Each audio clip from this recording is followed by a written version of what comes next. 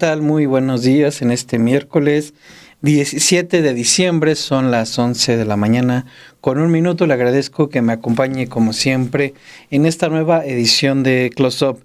Como hace 8 días, en esta ocasión también haremos un Close Up muy centrado en el rescate histórico, en el rescate de la memoria. Particularmente en un contexto como el actual, en donde vemos que situaciones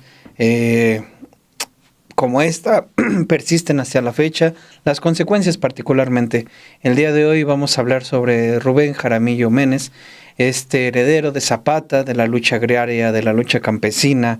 Este hombre nacido prácticamente al inicio del siglo XX, en 1900, nace en el Estado de México, aunque prácticamente crece, se educa y tiene ese arraigo en Tlaquiltenango, en Morelos, a lo largo de todo Morelos, donde lleva a cabo su lucha agraria, en donde en cada momento es obligado a tomar las armas, esas armas que abandona muy joven, alrededor de los 17 años, cuando se suma al Ejército Liberador del Sur a los 14 años, a los 17 ya tiene, un mando militar y con él alrededor de 80 personas bajo su mando. Terminada, una vez asesinado Emiliano Zapata, él determina esconder, guardar un momento a las armas, pero le dice a cada uno de sus seguidores, de su base militar, de su base de seguidores, que tengan ahí las armas a la mano por si se llegasen a necesitar.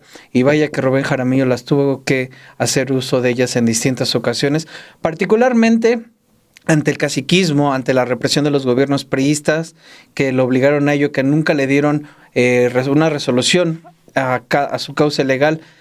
Me parece que solo en el momento de del general Cárdenas, del general Lázaro Cárdenas, quien fue su protector, quien fue su amigo, pudo tener un avance sustancial que se vio materializado en el ingenio de Zacatepec, allá en Morelos, este ingenio de azúcar. Pero de ahí en fuera, los distintos atropellos siempre lo van a orillar a las armas, aun cuando él funda el PAOM, el Partido Agrario Obrero Morelense. Eso no termina siendo la vía electoral, se enfrenta a fraudes, a distintas circunstancias que lo obligan siempre a regresar a las armas. Y decía el contexto actual porque Rubén Jaramillo es asesinado junto con su esposa embarazada, junto con 3 de sus hijos. Los secuestran, los sacan de su casa, los llevan alrededor de las ruinas de Xochitepec, y ahí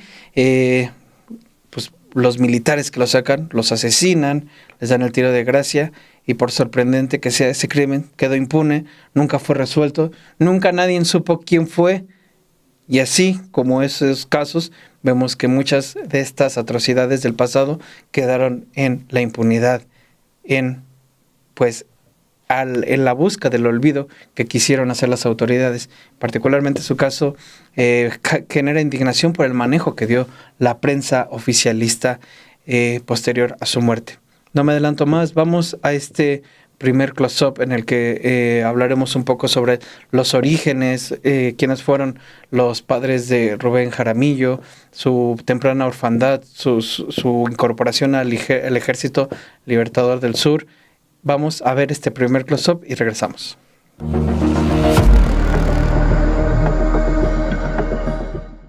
El heredero de Zapata.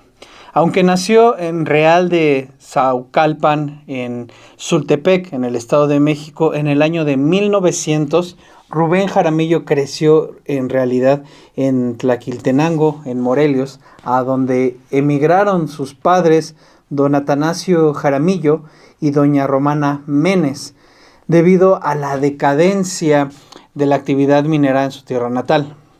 Un dato importante, don Atanasio Jaramillo fue bisnieto del general Julián Jaramillo Corral, amigo y colaborador del presidente Benito Juárez García, el benemérito de las Américas.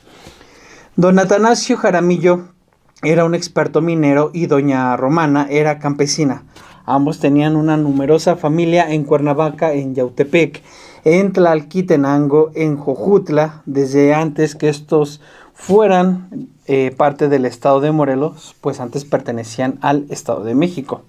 En la edición que hace el Instituto Nacional de Estudios Históricos de la Revolución de México se explica que fue por el año de 1902, unos 38 años después de la fundación del hoy Estado de Morelos, que la pareja, el matrimonio Jaramillo Menes, con motivos de los trabajos de la construcción de canales, emigraron precisamente al territorio morelense, donde procrearon a sus hijos. A los 14 años Rubén queda huérfano de padre y madre e ingresa al Ejército Liberador del Sur bajo el mando del coronel Dolores Oliván, que pertenecía a Chihuahua en Puebla.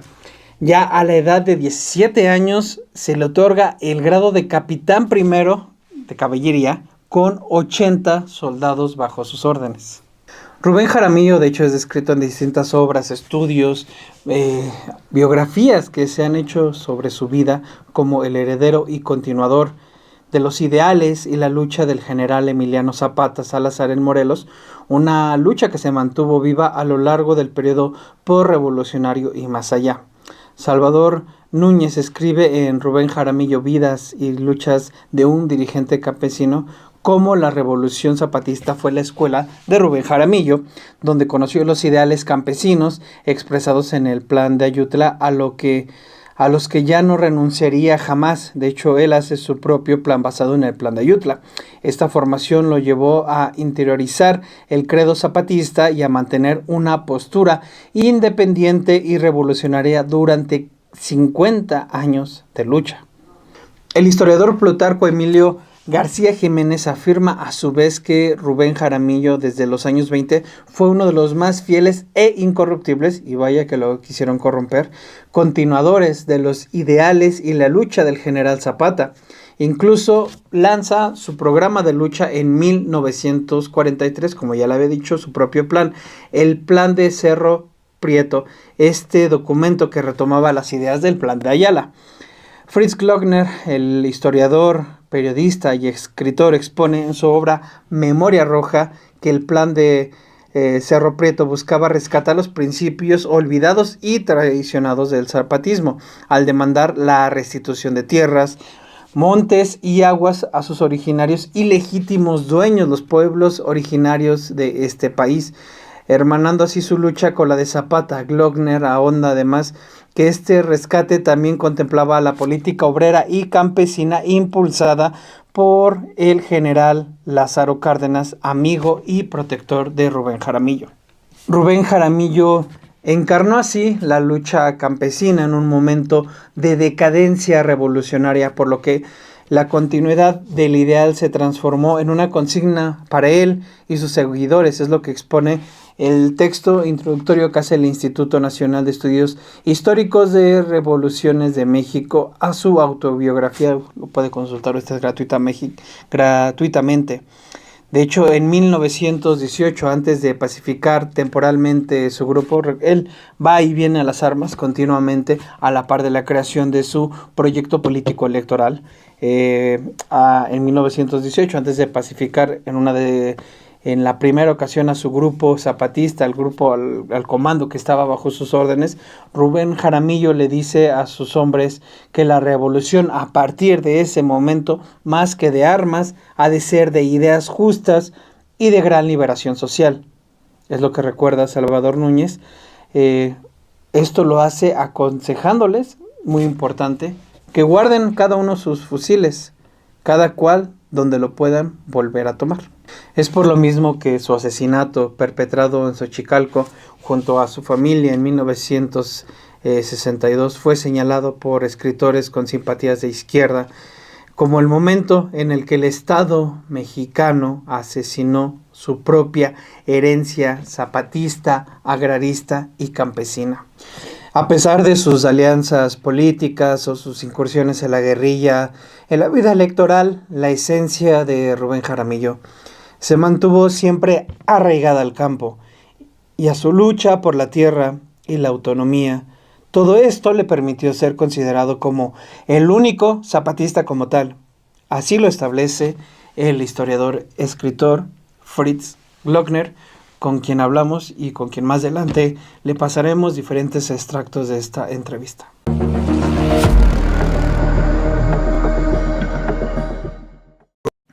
Bien, ahí tiene esta primera parte de este close-up que hace 8 días el buen y estimado Rodolfo Salas, que nos manda saludos desde allá de Temisco, allá en Morelos, nos pedía, ciertamente ya lo habíamos tenido planeado, eso nos motivó aún más. De hecho, le agradezco mucho a Rodolfo Salas que nos esté acompañando ahora en modo oreja, al igual que Víctor, que está aquí, a Héctor Lenin y a cada uno de ustedes que eh, que está acompañándonos, que se da el tiempo de escuchar este programa de Close Up en el que hacemos este rescate histórico, esta memoria, hasta cierto punto homenaje a personajes de izquierda que marcaron el camino para que hoy podamos hablar de un cambio, al menos en cuanto a la estructura a la que se ha consolidado estas nuevas últimas 2 gestiones presidenciales, pues evidentemente uno tiene que volver hacia el pasado para no perder esos principios, esos lineamientos que fueron los que trazaron el camino. Hablé con el historiador, el escritor, el periodista Fritz Glockner, autor de Memoria Roja, entre muchos otros libros en los que habla sobre la guerrilla. Él nos platicó muy gustoso sobre las implicaciones, sobre quién fue, cuál es la herencia, cuál ha sido el impacto a la fecha de un personaje como Rubén Jaramillo. Vamos a ver esta primera parte de esta entrevista y regresamos. Rubén Jaramillo evidentemente es el símbolo de la resistencia, es el símbolo, es la voz del movimiento popular de 1910. Como sabemos, Rubén Jaramillo es un efectivo de las Fuerzas Armadas de Emiliano Zapata en el estado de Morelos, y para 1917, perdón, le plantea a su tropa que hay que guardar las armas, que no hay que entregárselas al gobierno carrancista por cualquier situación que se pudiera venir, desembocar, ¿no? En el incumplimiento de las demandas, la tierra es de quien la trabaja, y todas estas consignas populares del movimiento social revolucionario de 1910, y por lo tanto plantea la duda de, quién sabe qué nos pueda deparar el destino. Entonces, Rubén Jaramillo empieza a participar activamente dentro del proceso de construcción de nación, después de 1917, la promulgación de la Constitución, bla, bla, bla, 1920-24, el gobierno de Álvaro Obregón, y descubre, evidentemente, una convocatoria que se suscita para la construcción de proyectos agrícola-industriales por parte del gobierno de Lázaro Cárdenas. Y es cuando plantea la fundación del ingenio, gracias, en Zacatepec, Morelos, donde se construye la utopía de la colaboración entre el trabajo agrícola y el trabajo obrero. Este proyecto mítico empieza a funcionar con resultados maravillosos, pero cuando Rubén deja la administración de esta empresa, llamémosle de alguna manera, del ingenio azucarero, empieza a entrar la corrupción. Rubén no se deja comprar, no se deja minorar, no se deja chantajear, y entonces tiene que huir en 1943 como un acto de autodefensa. El caso de Rubén es el primer caso en el cual la gente, los líderes sociales, los luchadores sociales, se ven orillados en primera instancia a la autodefensa, debido a la agresión, a la represión del Estado mexicano. Y posteriormente, obviamente, transitan a la ofensiva, que es lo que sucede con Rubén Jaramillo, ¿no? Hay que destacar que Rubén Jaramillo llega a tener varias negociaciones con el gobierno federal en diferentes momentos, con el presidente Manuel Ávila Camacho, con el presidente Adolfo López Mateos, en momentos diferentes, o mejor dicho, incluso logra participar electoralmente. O sea, es un movimiento político-social armado que transita de la lucha guerrillera, llamémosle de alguna manera, a la lucha electoral. Y en todos los casos, Rubén es arrollado por la maquinaria de represión del Estado mexicano del siglo XX, hasta que llega 1959-1960 este proyecto de consolidar de nueva cuenta un ejercicio de rescate de unos terrenos que le pertenecían a los campesinos y que de pronto se van convirtiendo en un despojo por parte de un grupo de burgueses y se genera la fundación de una colonia popular, que es lo que termina con su secuestro y su asesinato en los cerros de Michapa y el Guarín. Gracias a José Enrique, a Verónica Ramírez, al Dr. Master of Puppets, gracias por quedarse, por seguir viendo este programa de Close Up. Todavía está a tiempo de dejar su like, como siempre nos lo pide Rodolfo Salas, y de igual manera suscribirse al canal de Sin Embargo al Aire o el estudio B de Sin Embargo al Aire.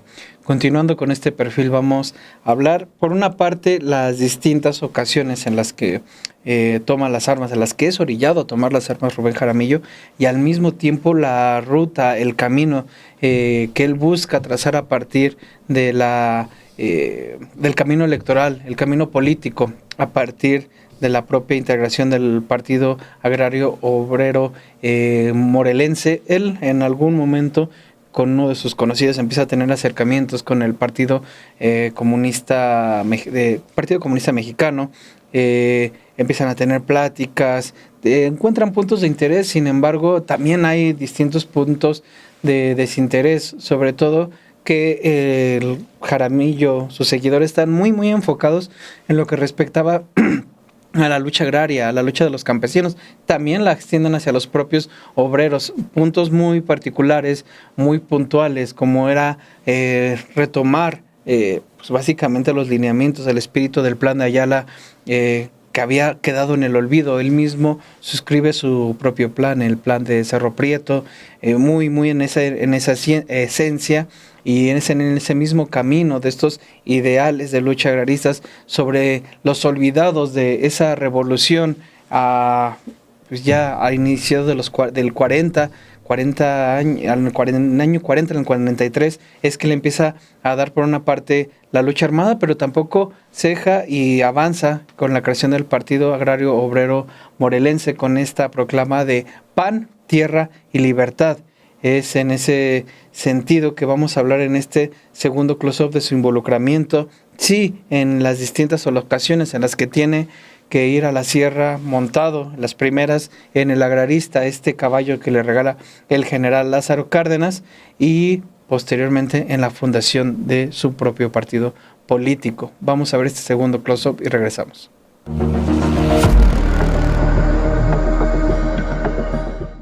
Pan, tierra y libertad.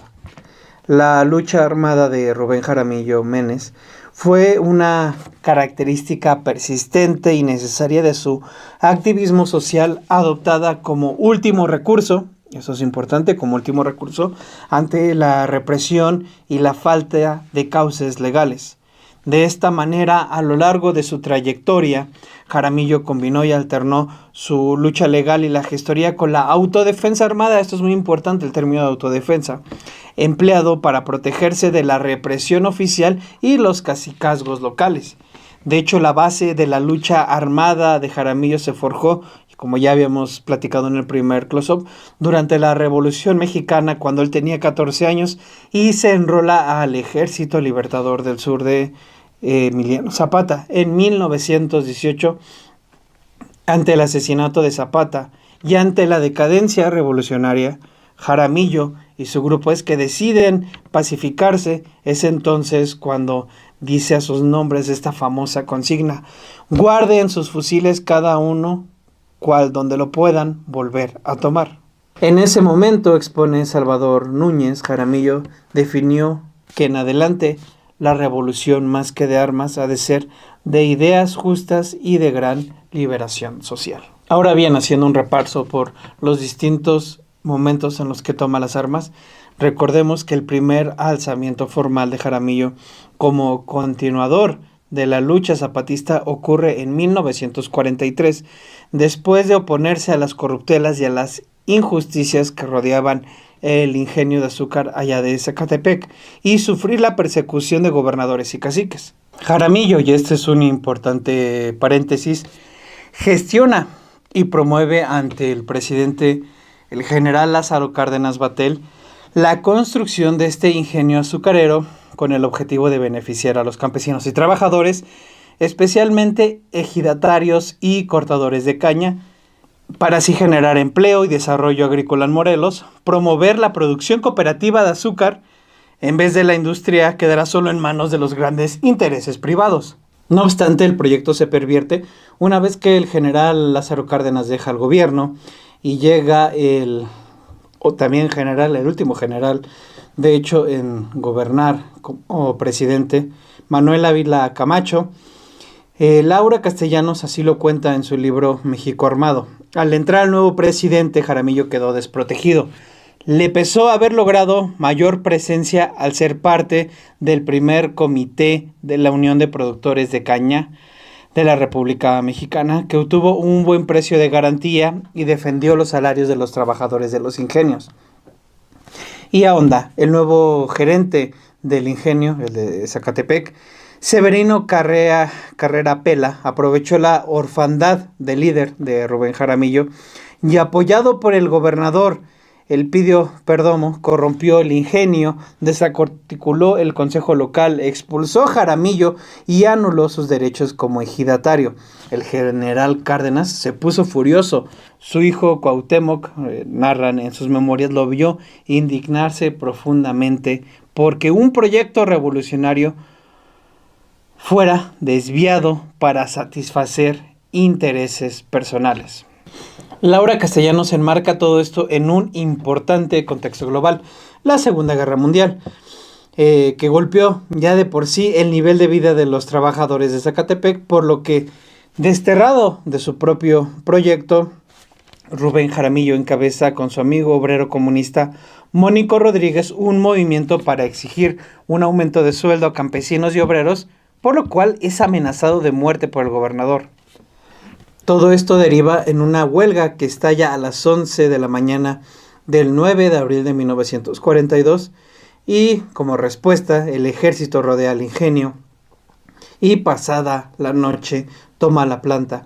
Hubo detenciones, despidos y a los 2 meses el movimiento fue abatido. Rubén queda más vulnerable ante la mirada enemiga. En vigilia permanente debe sortear los intentos de secuestro, es lo que expone Castellanos, hasta que el 19 de febrero de 1943, ahonda sobre Fritz Glockner, llega a la conclusión de que su situación es difícil de solucionarse por medio de la ley y las autoridades, que estaban todas confabuladas en su contra. De esta manera se adentra en la serranía montado en su caballo el agrarista, un regalo, por cierto, del general Lázaro Cárdenas. Con este levantamiento, que dura alrededor de año y medio, proclama el plan de Cerro Prieto, este documento que ya habíamos reseñado, que retoma prácticamente las demandas del plan de Ayala de Emiliano Zapata. En pocos días, Jaramillo logró contar con una fuerza de más de 100 campesinos montados y armados, refiere Núñez, una fuerza que provenía del apoyo popular por su limpia trayectoria, lo cual contrastaba con el fracaso de cerca de 1,000 hombres del ejército, la policía judicial y las defensas rurales, que estaban todas concentradas y enfocadas en liquidar la guerrilla campesina. El modo de operar del grupo armado de Jaramillo seguía el patrón de la guerra campesina zapatista, caracterizada por la concentración periódica de hombres, caballos y armas, seguida de su dispersión para mantener la movilidad necesaria y evadir a las tropas federales, es lo que detalla Fritz Glockner en Memoria Roja. Jaramillo mismo lo explica de esta manera: yo no puedo, a cambio de nada, traicionar a los hombres de mi clase. Estoy dispuesto a sacrificar, cuando esté de mi parte, y aún mi propia vida, para seguir sosteniendo esta lucha que los campesinos y obreros tendrán que hacer suya un día no lejano. Glockner también recuerda cómo Jaramillo señalaba: nosotros no estábamos levantados en armas contra el gobierno. Nosotros nos defendíamos. ¿Cómo nos íbamos a quedar en las ciudades para que nos quebraran?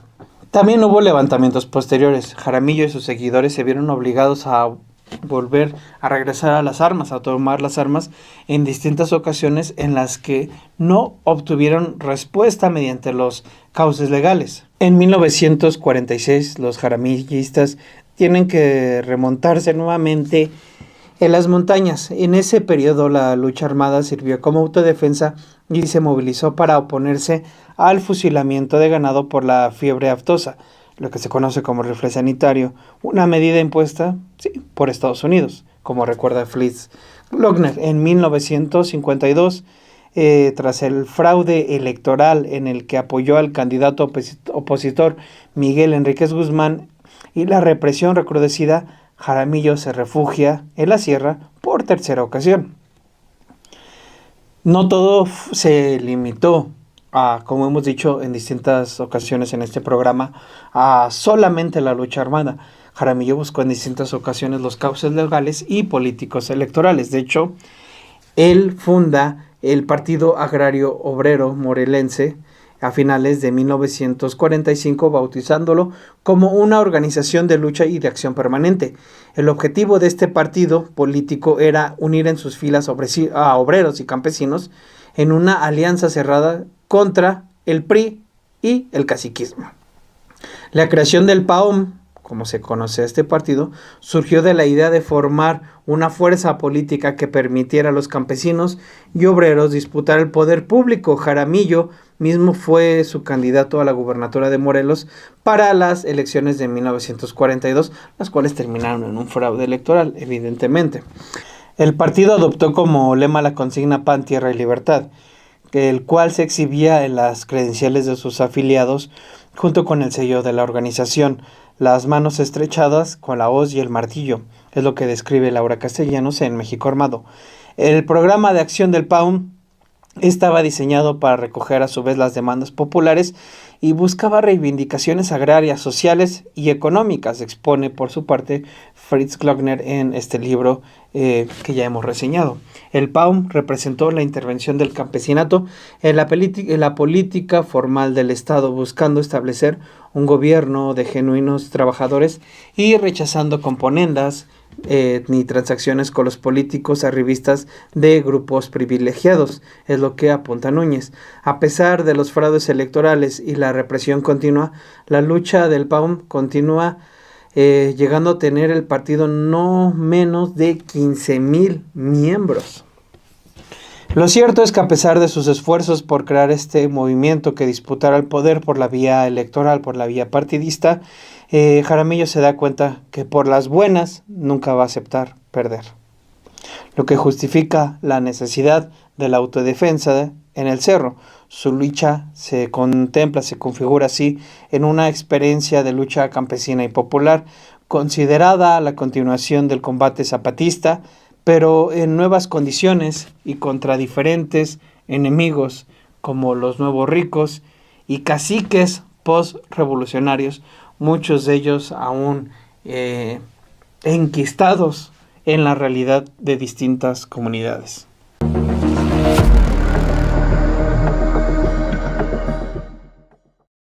Bien, señalan en los comentarios, también lo hago aquí en este mismo espacio, es Lázaro Cárdenas del Río, me dicen que dije Lázaro Cárdenas Batel.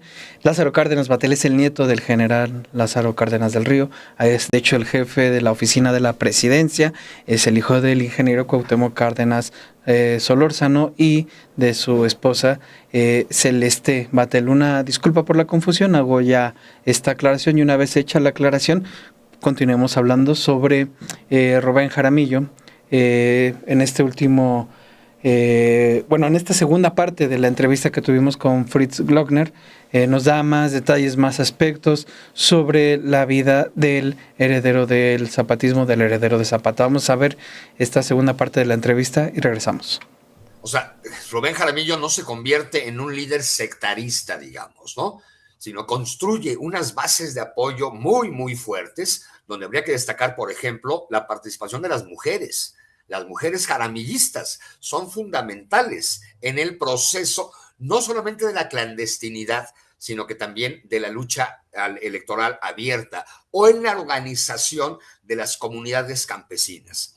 Entonces, es un movimiento, repito, político, ideológico, social, muy amplio, muy grande, que evidentemente se convierte en una amenaza para estos momentos, en los cuales el Estado mexicano no permite el más mínimo guiño de disidencia ante la construcción del discurso nacionalista revolucionario, donde supuestamente se estaban generando el otorgar las concesiones a los campesinos, a los obreros, la libertad de prensa y demás luego de la dictadura porfirista, pero que provoca evidentemente la sustitución del nuevo cacicazgo.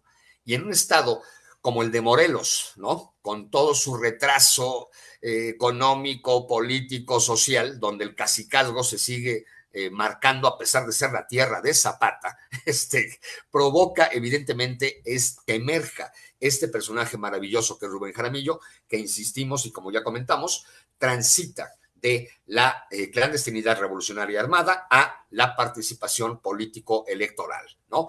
¿Por qué? Porque tiene y cuenta con esta capacidad de convocatoria multisectorial, multicampesina, multigénero, que genera y provoca una, llamémosle, una revolución de alguna u otra manera en las conciencias del campesinado morelense. Y también que incluye, digamos, a las comunidades de alguna manera del sur de Puebla, ¿no? La colindancia Puebla-Morelos, ¿no?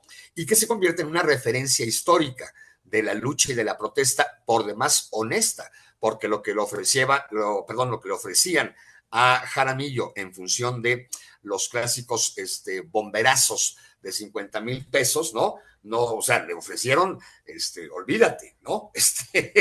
La posibilidad de que viviera, tal vez no con tanto lujo, pero sí con una vida resuelta a partir de la corrupción y evidentemente la honorabilidad y la coherencia de la vida y de los principios de Rubén Jaramillo es lo que habría que destacar, que por eso es un personaje que se va retomando paulatinamente en las luchas sociales posteriores de la década de los 50, 60, 70, 80 y por fortuna a la fecha sigue existiendo mítica la figura de Rubén Jaramillo. Sinceramente, profundizando, yendo cada vez más, el propio hecho es certero, es terrible la manera en la que secuestran y asesinan a Rubén Jaramillo, a su esposa Epifania, a sus 3 hijos, su esposa que estaba de hecho embarazada, los secuestran, los llevan a los alrededores de las ruinas de Xochicalco y ahí los asesinan. Los casquillos de las armas que encuentran posteriormente dan cuenta que eran de uso reglamentario del ejército, que habían sido elaboradas precisamente en las fábricas de la Sedena, y a partir de eso es un crimen que posteriormente en la prensa, la manera en la que lo reseñan, nos da cuenta de cómo se busca ya una vez asesinado Rubén Jaramillo desprestigiarlo, atacarlo, venderlo como el peor de las personas. Vamos a ver este tercer close-up precisamente para hacer un recuento de estos hechos ocurridos, hechos que han quedado impunes, como impune fue la respuesta tan desmedida que tuvo en ese entonces la prensa oficialista. Vamos a verlo.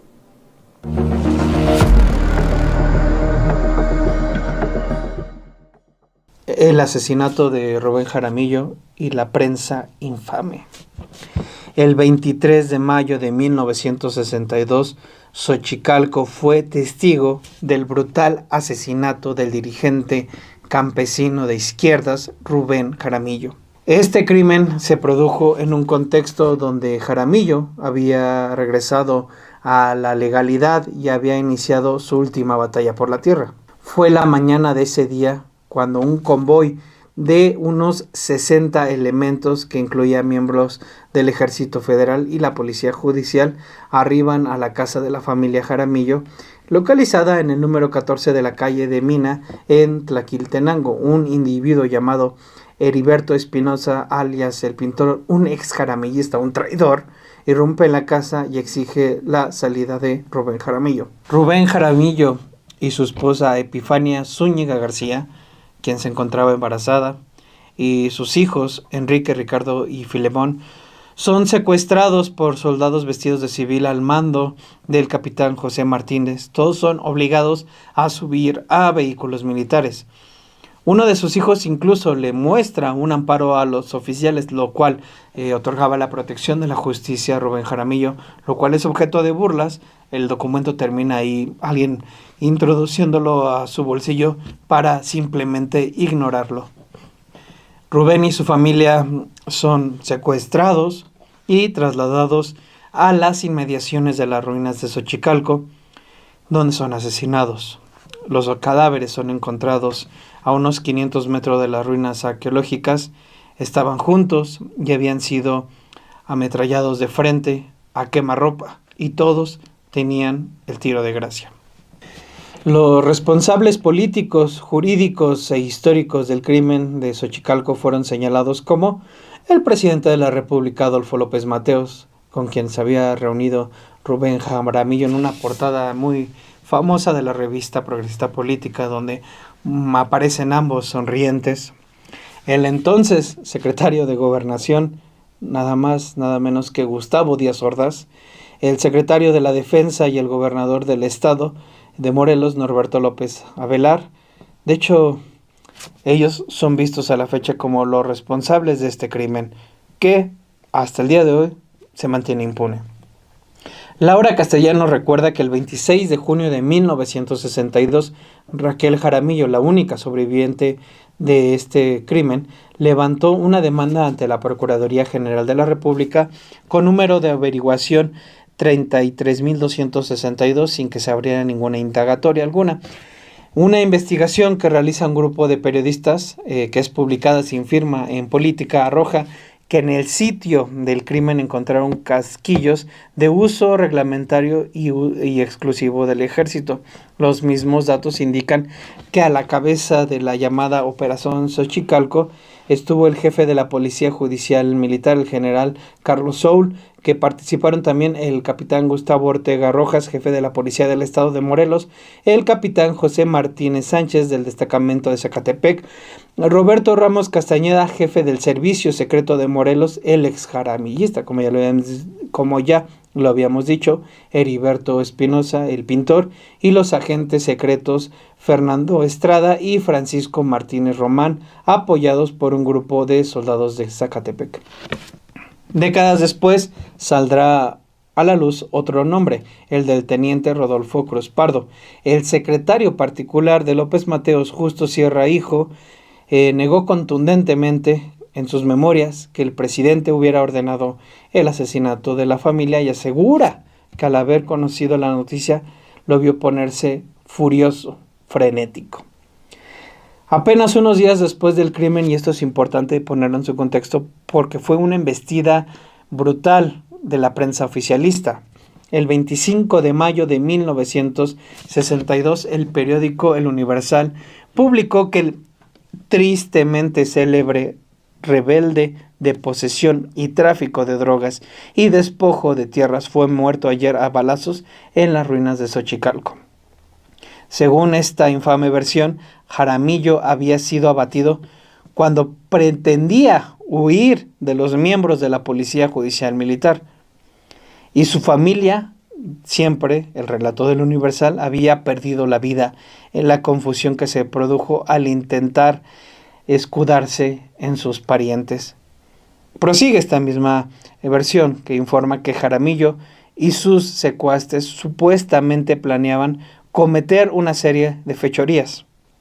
Evidentemente todos los señalamientos se hacían sin pruebas. La prensa oficialista continuaría la campaña de desprestigio y difamación. Todo ello lo recupera en Memoria Roja Fritz Glockner.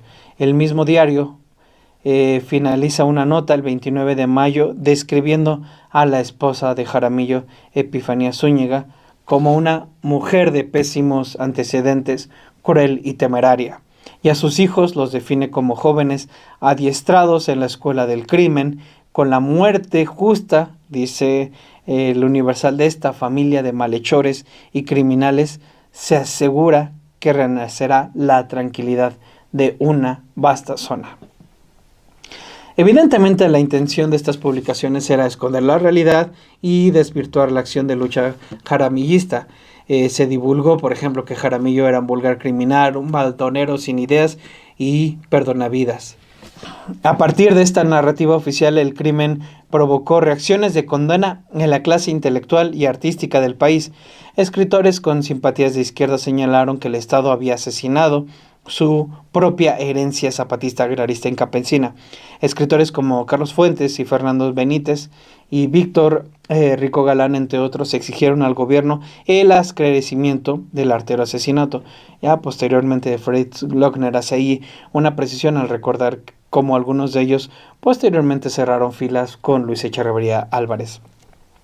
El periodista Renato Leduc, al conocer la noticia, escribe de inmediato: cuídate, Jacinto López, escóndete, Arturo Orona, no vaya el compadre López, cara de buena persona, después de un gran abrazote, a darles caja y corona, es lo que recuerda Glockner. Incluso el general Cárdenas, el amigo, protector de Jaramillo, sostuvo en una asamblea del Movimiento de Liberación Nacional el 27 de mayo de 1992 un reconocimiento, pide un minuto de silencio en memoria de Jaramillo y su familia, y posteriormente envía una nota al presidente López Mateos en la que le solicita que sea investigado el crimen que la prensa viene silenciando.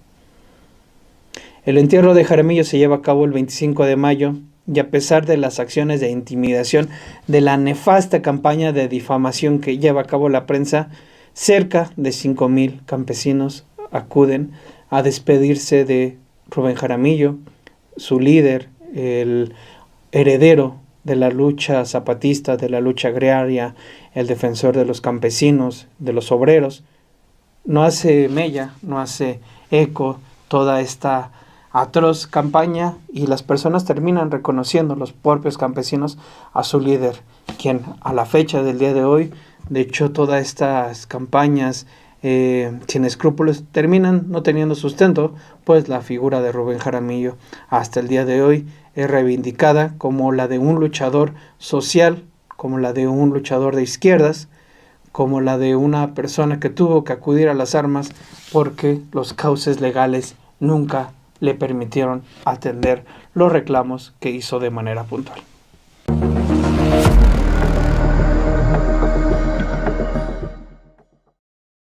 Le agradezco mucho que me haya acompañado en esta nueva edición de Close Up. En verdad, muchas gracias por sus comentarios, por sus sugerencias, incluso sus críticas, todo, créame, que le ayuda a uno para crecer como persona y también como periodista. Los dejamos con esta última parte de la entrevista que tuvimos con el estimado escritor, historiador y periodista Fritz Glockner. De mi parte me paso a despedir y nos vemos en los próximos close-up. Que tenga un muy buen miércoles. Hasta luego. Es parte de la lógica, insisto, de la guerra de baja intensidad. Por eso me niego a insistir en la declaratoria de guerra sucia. Yo siempre he dicho, es una guerra de baja intensidad, porque no solamente era la estrategia de la tortura, el asesinato, la desaparición forzada, ¿no? Sino también era la estrategia de controlar el imaginario colectivo a través de los medios de comunicación masiva, en este caso fundamentalmente la prensa, la radio y la televisión. Y el caso de Rubén Jaramillo es emblemático, ¿no? Donde se le hace aparecer como wow, o sea, el Chapo Guzmán pudiera ser una lindísima persona a partir de los epítetos, adjetivos, sugerencias, menciones que se desatan en contra de este líder social, ¿no? De degenerado, prostituto, matabacas, asesino, violador, corre, ve y dile. No, bueno, les faltó decir, ¿qué? ¿Hijo de quién? De Cortés, ¿no? O no sé de quién, ya no digamos de Lucifer, obviamente, por demás. Entonces, es el mejor ejemplo, insisto, de lo que se construye como la guerra de baja intensidad, donde no solamente es el ejercicio de la represión, el ejercicio de la construcción de la muerte, de la desaparición, sino también intentar justificar esta represión a partir del descrédito y de intentar sembrar en el imaginario colectivo a un personaje contrario a lo que evidentemente era el adorado Rubén Jaramillo. ¿Sí me explico?